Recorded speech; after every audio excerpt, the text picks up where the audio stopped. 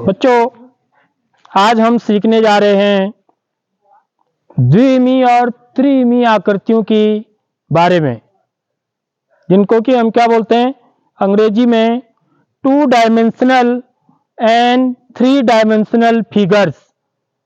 वो आकृतियां जो द्विमीय होती हैं तथा वे आकृतियां जो त्रिविमीय होती हैं।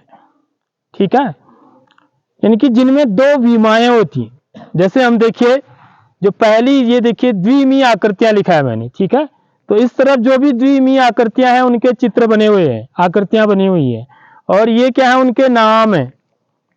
तो जैसे आयत है, इसमें हम क्या बोलते हैं, लंबाई और चौड़ाई बोलते हैं। समझ में आ रही बात? आयत में क्या बोलते हैं, लंबाई और चौड़ाई। 2 चीजें होती है ना, एक तो इसकी क्या होगी, लंबाई को किससे दिखाते हैं, एल से, और चौड़ाई क्या होगी, बी। तो लेंथ और ब्रीथ, तो 2 विमाएं हैं इसकी, इसलिए किसमें आता है, द्विमीय आकृतियों में आता है। समझ रहे हो? तो आयताकार जो भी चीजें होंगी आपकी, वे सब क्या होंगी, द्विमीय आकृतियां होंगी। जैसे उदाहरण के लिए कागज का पन्ना देखिए, ये कैसा है, आयताकार है। इसकी लंबाई ज्यादा है, चौड़ाई थोड़ी कम है। ठीक है, जहां पर लंबाई और चौड़ाई में अंतर होगा ना, तो वह आकृति क्या कहलाएगी, आयत कहलाएगी। उसके बाद अगला देखिए, द्विमीय आकृतियों में इसमें क्या आता है, वर्ग आता है। तो वर्ग किसे बोलते हैं, जिसकी चारों भुजाएं बराबर होती हैं। ये सब बराबर है इसमें।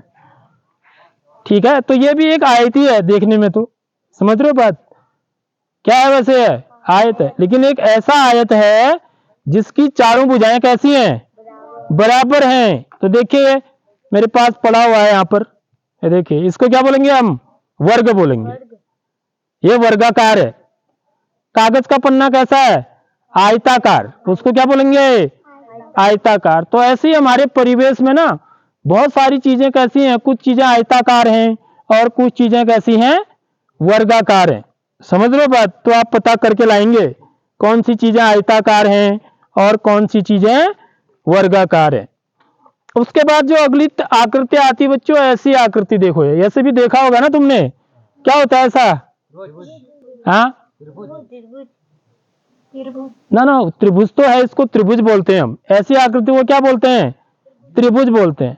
लेकिन ये चीज आपने कहीं देखी है घर में अपने, कहां पर इस्तेमाल, कहीं तुमने इसका इस्तेमाल किया है ऐसी आकृति का, बताओ। हाँ, मंदिर में, गुंबद में वो जो नहीं होता ऊपर से। हाँ, तो मंदिर के ऊपर एक झंडा होता है। ठीक है, वो इसी प्रकार का होता है। इसके अलावा और भी देखा है तुमने, तुमको याद नहीं आ रहा है या तुमने ध्यान नहीं दिया है। जब तुम्हारे यहाँ पर कोई शादी विवाह कुछ ऐसे कार्यक्रम होते हैं ना, तो उसमें क्या लगाते हैं, पताका, पताका लगाते हैं ना। हाँ। देखे पताके। हाँ। तो वो सब, वो भी कैसे होते हैं, त्रिभुजाकार होते हैं। कैसे होते हैं, त्रिभुजाकार बोलेंगे उनको। वो जो पताका है वो कैसे हैं, त्रिभुजाकार हैं। ठीक है, ऐसे ही आप और भी पता कर सकते हैं कि कौन कौन सी आकृतियां ऐसी हैं जो त्रिभुजाकार होती हैं। उसके बाद अगली जो आकृति आती है बच्चों, यह होती है, ये देखो, है वृत्ताकार। समझ में आ रही बात, वृत्त। तो वृत्ताकार जैसे ये है, देखिए ये वृत्त है, देख रहे हो, इस टाइप का, इसको वृत्त बोलते हैं। तो इसमें क्या होती है बच्चों, एक केंद्र होता है इसका। वृत्त की पहचान क्या होगी, उसमें एक क्या होता है, बीच में केंद्र होता है, देखो। और केंद्र से इसको परिधि बोलते हैं। ये जो बाहर ये दिख रहा है ना, इसको क्या बोलते हैं, परिधि। तो केंद्र से परिधि को मिलाने वाली जो रेखा होती है ना, ये देख रहे हो आप, तो इसको त्रिज्या बोलते हैं। इसको क्या बोलते हैं, त्रिज्या। और ये जो पूरा लंबा, इस यहां से लेके यहां तक ये जो दूरी होती है, इसको क्या बोलते हैं, व्यास बोलते हैं। समझ रहे हो बात? तो ये चीजें पता होनी चाहिए कि इसको परिधि बोलते हैं। परिधि माने परिमाप होता है इसका है। ठीक है, जो बाहर बाहर दिख रहा है। और ये क्या है, इसका केंद्र है वृत्त का। और ये क्या है, वृत्त की त्रिज्या है। और ये पूरा यहां से लेके यहां तक, ये क्या कहलाता है, वृत्त का व्यास कहलाता है। तो ये शब्दावलियां हमको पता होनी चाहिए। और हमने इससे पहले पढ़ा भी है वृत्त का क्षेत्रफल कितना होता है। वृत्त का क्षेत्रफल हाँ पाई आर स्क्वायर कितना होता है, पाई आर स्क्वायर होता है। और इसकी जो लंबाई होती है परिधि की लंबाई है, यहां से लेके यदि घूम के मैं पूरा चक्कर लगा के फिर यहीं पर आ जाऊं तो इस लंबाई, ये लंबाई कितनी होती है बच्चों, क्या सूत्र होता है लंबाई निकालने का, क्या सूत्र होता है 2 पाई आर। देखो मैं बता चुका हूं ये चीजें तुमको, ये चीजें पहले बता चुका हूं। वृत्त की परिधि और वृत्त का क्षेत्रफल निकालना, समझ रहे हो। लेकिन यदि आप घर में नहीं पढ़ोगे, सूत्र याद नहीं करोगे तो फिर तुमको नहीं आएगा है, समझ रहे। उसके बाद देखिए एक समांतर चतुर्भुज है, तो ये भी ये समांतर चतुर्भुज ऐसा होता है। देखिए ये क्या है, समांतर चतुर्भुज है। समांतर चतुर्भुज और आयत में क्या अंतर होता है बच्चों, मुख्य पहला अंतर तो यह है कि ये भी आयत जैसा ही होता है, इसके में आमने सामने की भुजाएं इसमें भी बराबर होती हैं, समझ रहे हो बात। लेकिन एक अंतर दिख रहा होगा आपको, बड़ा टेढ़ा सा है, झुका हुआ है, समझ रहे हो बात। यानी कि इसका ये जो कोण है, यहाँ पर जो कोण बन रहा है, यह आयत में कितने अंश का होता है, 90 अंश का होता है। आयत में हो या वर्ग में हो, ये कोण सब 90 अंश के होते हैं, यानी कि समकोण होते हैं। बहुत बार बता चुका हूं मैं ये बातें। इसमें ये कोण समकोण दिख रहा है तुमको, ये न्यून कोण बन रहा है यहाँ पर ऊपर देखिए, और नीचे यहाँ पर कैसा कोण बन रहा है, अधिक कोण बन रहा है। यदि आपने कोण बनाए हैं तो जिस बच्चे ने कोण बनाए होंगे बढ़िया करके, तो वो देख के पता लगेगा कि ये न्यून कोण है और ये कैसा कोण है, नीचे अधिक कोण है। तो ये अंतर होता है इनमें। एक अंतर और भी होता है कि इसके जो विकर्ण होते हैं, विकर्ण किसको बोलते हैं, देखिए यदि मैं इसको और इसको मिला दूं ना, यहां से है, इस शीर्ष को इस शीर्ष से मिला दूं तो इसको विकर्ण बोला जाता है, ठीक है। ऐसे ही इस शीर्ष को इस शीर्ष से मिला दूं तो ये दूसरा विकर्ण बन जाएगा। तो इसके जो विकर्ण होते हैं ना, देखो ये ज्यादा लंबा लग रहा है, नहीं लग रहा है, ये कम लंबा लग रहा है, तो इसके विकर्ण जो होते हैं ना बराबर नहीं होते हैं। जबकि आयत के विकर्ण क्या होते हैं, यदि मैं इसको यहां से मिला दूं इधर और इसको इधर से यहां मिला दूं, तो ये जो आयत के जो दोनों विकर्ण है ना, कितने विकर्ण हैं, 2। तो आयत के विकर्ण बराबर होते हैं, लेकिन समांतर चतुर्भुज के विकर्ण बराबर नहीं होते हैं। तो 2 अंतर आपने पता कर लिए। एक तो यह है कि पहला कि इसमें आयत में सभी कोण समकोण होते हैं, इसमें नहीं होते हैं। दूसरी बात क्या अंतर है कि आयत के जो विकर्ण होते हैं बराबर होते हैं, जबकि समांतर चतुर्भुज के विकर्ण बराबर नहीं होते हैं। तो ऐसी भी आकृतियां होती हैं हमारी, ठीक है। उसके बाद और भी आकृतियां हैं, ठीक है। द्विमीय आकृतियां में और कौन कौन आएंगे हमारे, जैसे देखिए ये, इसको क्या बोलेंगे, ये वृत्त का आधा है ना, ये क्या है, वृत्त का आधा, तो इसको क्या बोलेंगे, अर्धवृत्त बोलते हैं। इसको क्या बोलते हैं, सेमी सर्कल, क्या बोला जाता है, सेमी सर्कल। तो ये भी क्या है, द्विमीय आकृति है। ऐसे ही हमारे पास सम चतुर्भुज होता है एक, समांतर चतुर्भुज के यदि चारों भुजाएं बराबर हो जाए ना, तो उसको क्या बोलते हैं बच्चों, सम चतुर्भुज कहते हैं, ठीक है। उसके अलावा आकृतियां और क्या होती हैं, देखिए पतंग होता है एक, पतंग भी मैंने आपको बता रखा है इससे पहले, ठीक है, जिसमें कि क्या होती हैं, 2 भुजाएं क्या होंगी उसकी, 2 जो आमने सामने की भुजाएं होती है ना, आमने सामने नहीं कहेंगे हम, जो मिलती जुलती भुजाएं होती हैं वो बराबर होती हैं, 2 जोड़े, उसको पतंग बोलते हैं, ठीक है। इस टाइप की आकृति होगी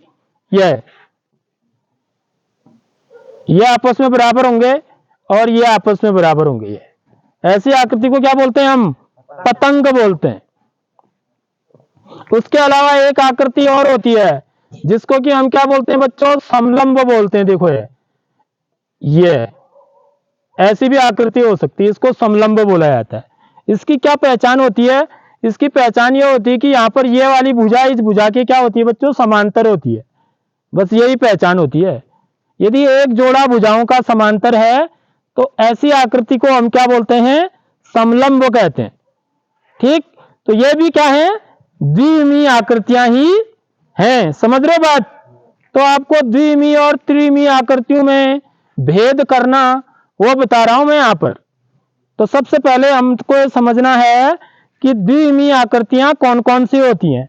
तो हमने देखा कि जो आयत होता है जिसको कि हम क्या बोलते हैं, रेक्टेंगल बोलते हैं, अंग्रेजी में क्या बोला जाता है, तो यह द्विमीय आकृति होती है। वर्ग, इसको अंग्रेजी में बोलते हैं स्क्वायर, तो यह भी द्विमीय आकृति होती है। उसके बाद त्रिभुज, इसको अंग्रेजी में बोलते हैं ट्रायंगल, यह भी द्विमीय आकृति होती है। उसके बाद है वृत्त, इसको अंग्रेजी में बोलते हैं सर्कल, तो यह भी द्विमीय आकृति होती है। उसके बाद समांतर चतुर्भुज, इसको अंग्रेजी में बोला जाता है पैरेललोग्राम, क्या बोलते हैं, तो यह भी द्विमीय आकृति होती है। ठीक है। उसके बाद अभी मैंने समलंब बनाया था यहां पर, उसको ट्रेपेजियम बोलते हैं, क्या बोलते हैं, तो वो भी द्विमीय आकृति होती है। और यहां पर पतंग बनाया था, इसको काइट बोलते हैं, पतंग को अंग्रेजी में क्या बोलते हैं, तो वो भी द्विमीय आकृति होती है। तो इतनी द्विमीय आकृतियां हैं हमारी, समझ रहे हो। इसके अलावा और भी कई सारी हो सकती है जो टेढ़ी मेढ़ी भी हैं, तो माना मैं उसमें मोटाई नहीं होनी चाहिए, समझ रहे हो बात। यदि उसमें मोटाई भी आ जाएगी तो फिर वो त्रिमीय आकृति हो जाती है बच्चों। कोई भी चीज जो मोटी भी होगी ना, मोटी, वो त्रिमीय आकृति होगी। समझ रहे हो अंतर क्या है द्विमीय और त्रिमीय में। जैसे कागज का पन्ना था ना,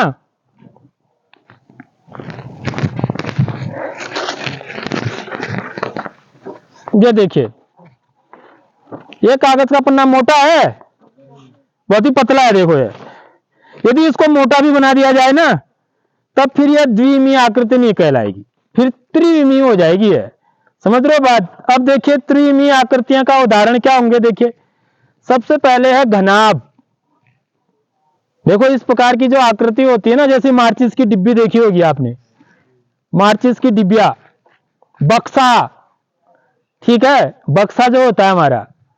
और भी बहुत सारी चीजें आप अपने परिवेश में देख सकते हैं जो कि कैसे होती हैं, घनाभाकार होती हैं। कैसी होती हैं बच्चों, घनाभाकार होती हैं।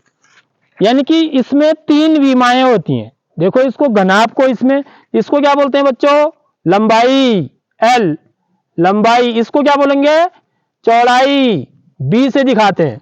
और ये क्या होगी, इसकी ऊंचाई H। ठीक है, लंबाई को L से दिखाएं, चौड़ाई को B से दिखाएं, ऊंचाई को H से दिखाएं। तो इसमें 3 चीजें हैं, लंबाई भी है, चौड़ाई भी है और ऊंचाई भी है। इसलिए एक कैसी आकृति है, त्रिविमी, 3 डायमेंशनल फिगर बोलेंगे, 3 डायमेंशनल, त्रिविमी माने 3 डायमेंशनल। ठीक है, तो ऐसी आकृति कौन सी है बच्चों हमारे पास, देखिए तुमको दिखा भी रहा हूं, ये हमारे पास घनाभ है। देखो ये, इसको बोलते हैं घनाभ। इसमें लंबाई है, लंबाई है, ठीक है, ये इसकी क्या होगी, चौड़ाई होगी, और ये इसकी क्या होगी, ऊंचाई होगी, या मोटाई भी बोल सकते हैं। ये लंबा भी है, चौड़ा भी है और मोटा भी है। समझ में आ रही बात, मोटा माने ऊंचा। तो इसलिए ये क्या है, इस आकृति को क्या बोलते हैं हम, त्रिमी तो है, लेकिन नाम क्या है इसका, घनाभ है। तो सब बच्चों को पता होना चाहिए, इसको घनाभ बोलते हैं। ठीक है, उसके बाद अगला देखिए घन। अगली आकृति होती है घन। तो यह घनाभ की तरह ही होती है, लेकिन इसकी क्या पहचान होती है बच्चों, इसमें जो लंबाई होती है और जो चौड़ाई होती है और जो ऊंचाई होती है, ये तीनों बराबर होते हैं। लंबाई, चौड़ाई और ऊंचाई तीनों बराबर होंगे। देखिए ये मेरे पास घनाभ है, यहां पर देखिए ये क्या है, घनाभ। तो यदि इसकी आप लंबाई, चौड़ाई और ऊंचाई नापोगे ना, वो सब कैसे होंगे, बराबर होंगे। तो है तो घन जैसा ही है। तो ये जरा लंबा है, देख लो ये।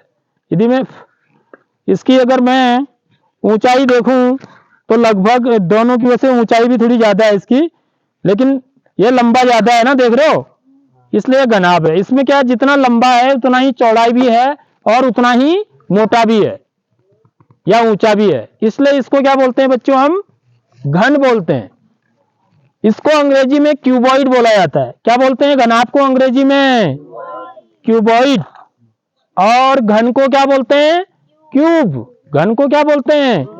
क्यूब। तुमने देखा होगा ना, इसका घन ज्ञात करो, 3 का घन, 3 गुणा 3 गुणा 3, समझ रहे हो? वहां पर घन का मतलब 3 बार गुणा करना होता है।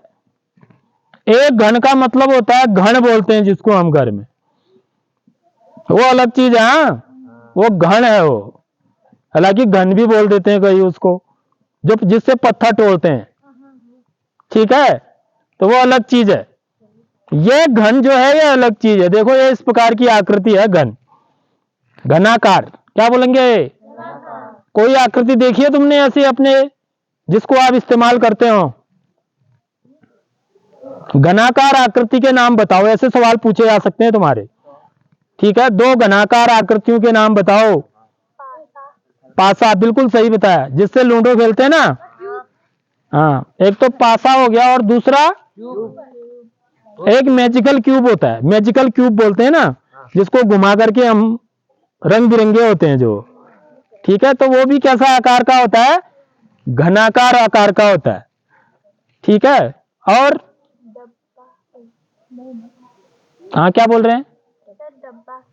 हाँ, डिब्बा भी हो सकता है कोई, ठीक है, या बक्सा भी हम घनाकार बना सकते हैं। हम ऐसा डिब्बा बना सकते हैं या ऐसा बक्सा बना सकते हैं जिसकी लंबाई चौड़ाई और ऊंचाई कैसी हो? बराबर हो। लेकिन अब बक्सा हम नहीं बोल सकते ना, क्योंकि बक्सा जरूरी नहीं है कि लंबाई चौड़ाई ऊंचाई बराबर होगी उसकी। लेकिन यदि एक पासा है तो पासा का अवश्य ही क्या होगा? लंबाई चौड़ाई और ऊंचाई क्या होंगी? बराबर होंगी पासे में, ठीक है। उसके बाद अगली जो त्रिमी आकृति आती है बच्चों, उसको बोलते हैं बेलन। क्या बोलते हैं? बेलन। तुम जानते ही हो घर में, ठीक है, क्या करते हैं बेलन से? रोटी बनाते हैं, ठीक है। तो यहां पर बेलन से मतलब जो है ना, है तो उसी प्रकार का, लेकिन यह है आपका बेलन। देखो ये ऐसी चीजें जो भी होंगी ना, वो सब बेलनाकार कहलाएंगी। ऐसी चीजें जो भी होंगी गणित में, वो बेलनाकार कहलाएंगी। समझ रहे हो बात? जैसे पाइप होता है, पाइप भी कैसा है? पाइप भी कैसा है? बेलनाकार है। अब इसके पेन का ये हिस्सा देखो, ये यदि मैं पेन को देखूं, ये हिस्सा देखो, इसका भी, ये भी बेलनाकार है नहीं है? ठीक है, ऐसे ही तो है, ये भी बेलनाकार है, ठीक है। अब घर में तो हम बेलन सिर्फ एक ही चीज को बोलते हैं ना, जिससे रोटी बनाते हैं। ये इसकी आकृति कैसी है? बेलनाकार। ये भी बेलनाकार है, देख रहे हो? तो ऐसी आकृतियां जो भी होंगी ना इस प्रकार से, देखो ये, वो सब बेलनाकार कहलाएंगी। तो ये चौक रखने का डिब्बा है, तो ये भी बेलनाकार ही है, ठीक है। ऐसी कोई बाल्टी भी हो सकती है आपके घर में, तो वो आकृति कैसी होगी? बेलनाकार होगी। देखो ये भी मैंने एक यहां पर किसी ने फेंका था तो मैंने संभाल के रख लिया था, इसको भी बेलनाकार बोलेंगे। समझ रहे हो? ये भी कैसा है? बेलनाकार है। और देखो ये मेरा पानी की पीने की बोतल है, देखो ये कैसी है? ये भी बेलनाकार है। समझ रहे हो बात? बेलन भी ना सिर्फ जल रड बोने। अब जैसी भी इस प्रकार की जो भी आकृति आपको मिलेगी ना, उसको क्या बोलोगे आप? बेलनाकार बोलोगे। बेलन नहीं है उसका नाम। अब मैं ऐसा मत बोलना बेलन लेके आ, बोतल लेने के लिए जा रहा हूं, तो इसका जो आकार है ना वो बेलनाकार है। नाम तो इसका बोतल ही बोलोगे, बेलन थोड़ी बोलोगे इसको। मैं थोड़ी बोलूंगा जब बेलन लेके आ नीचे से, नाम तो इसका बोतल ही लेके आ बोलूंगा ना। लेकिन जो इसका इस बोतल का जो आकार है वो बेलनाकार है, ठीक है। समझ आ गई बात? अगली आकृति देखिए, बेलन समझ में आ गया। अगली आकृति देखिए, शंकु। शंकु भी होते हैं हमारे, शंक्वाकार भी होती हैं कुछ आकृतियां। देखो ये, इसको शंकु बोलते हैं। देख लो ये आकृतियां, इस प्रकार की आकृति जो भी दिखेगी ना तुमको, वो कैसी होंगी? शंक्वाकार होंगी। जैसे घर में कोई आकृति देखी है आपने इसकी ऐसे प्रकार की? क्या देखा है बताओ? हाँ, अनार देखा है, दिवाली में जो अनार फोड़ते हैं।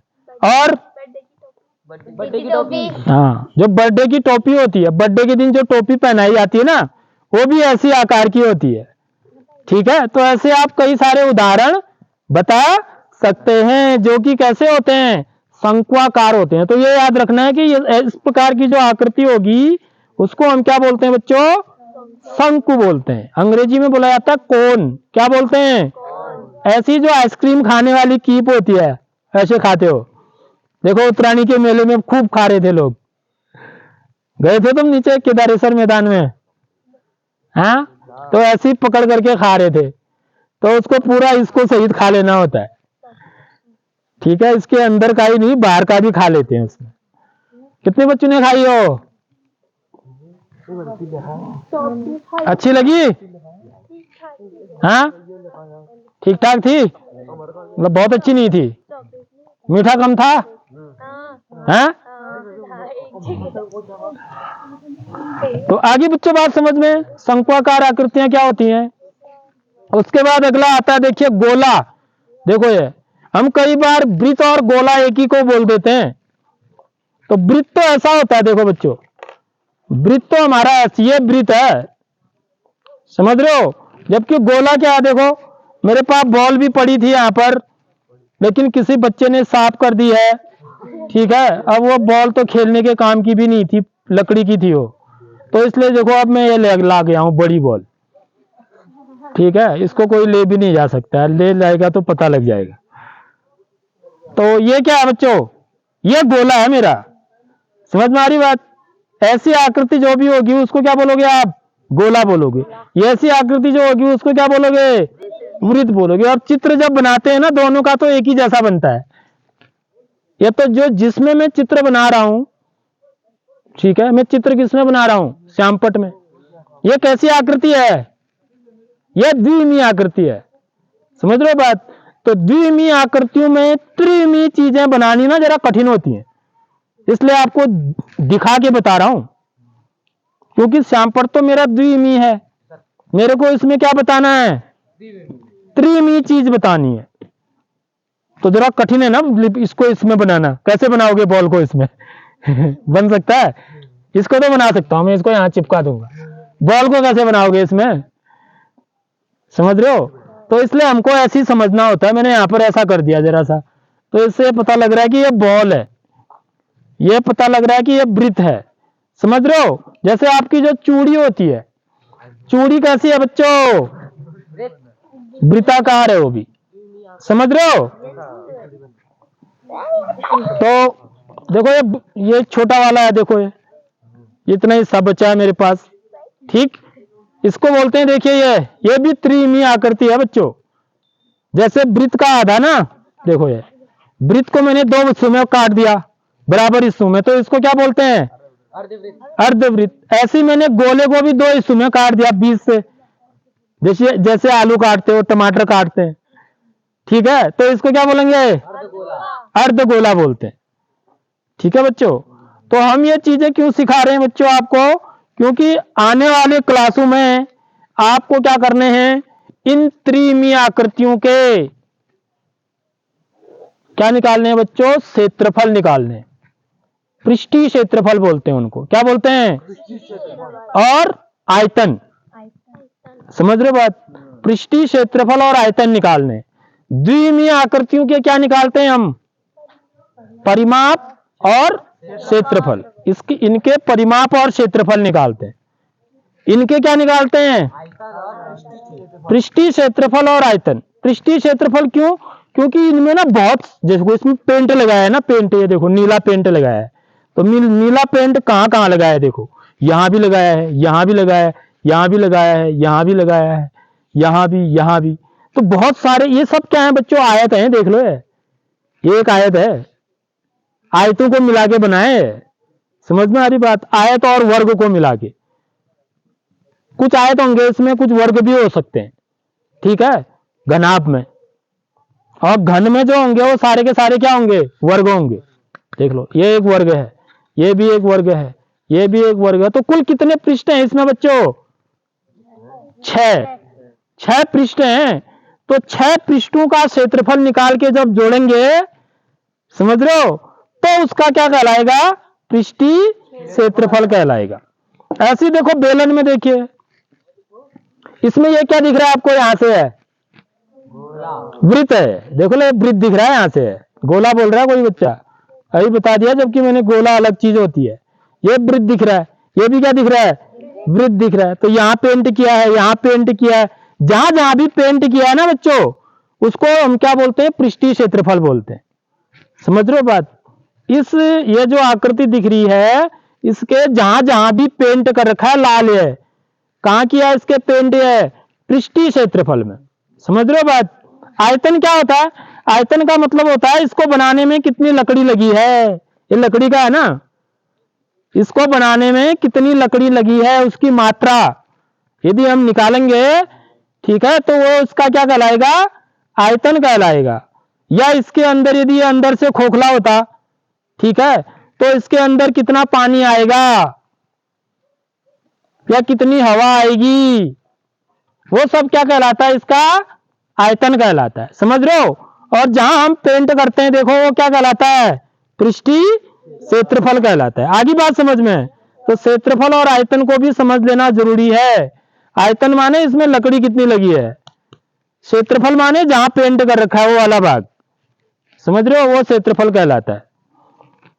तो उसके अलावा हम देखिए बच्चों, हम इसमें भी बना सकते हैं हम इन चित्रों को। देखो ये इसमें आप जो है देखो, जैसे मैंने यहाँ पर क्या बनाया है? आयत बनाया है, ये वर्ग बनाया है, और इसको हम त्रिभुज बना सकते हैं। इसमें देखिए ये आपको बनाने हैं, ठीक है, और कई प्रकार की द्विमीय आकृतियां बनेंगी इसमें। समझ रहे हो? इसमें हम द्विमीय आकृतियां बना सकते हैं, इसमें वृत्त भी बना सकते हैं। आप जरा सा कोशिश करेंगे, ठीक है, ऐसे गोल करके घुमा करके, तो हम वृत्त भी इसके अंदर बना सकते हैं। तो इसके अंदर ना आप ये सब जो भी द्विमीय आकृतियां हैं उनको हम इसके अंदर बना सकते हैं रबड़ से। देखो ये, तो इसको आपको कोशिश करनी है, मैं अभी आपको दूंगा और आप इसको बनाने का प्रयास करेंगे, ठीक है। तो कैसा लगा आपको आज का लेक्चर? तो अब आप इनको जो भी है ध्यान, जो भी मैंने बात बताई है उनको ध्यान से आपने सुना होगा, ठीक है, तो इसको याद भी करेंगे आप, ठीक। इन आकृतियों को के उदाहरण जिनको हमारे स्थानीय परिवेश में ऐसी कौन कौन सी आकृतियां हैं उनको भी लिखेंगे, ठीक है। आयताकार, वर्गाकार, घनाभाकार, घनाकार, बेलनाकार, शंक्वाकार, गोलाकार, ठीक। Thank you.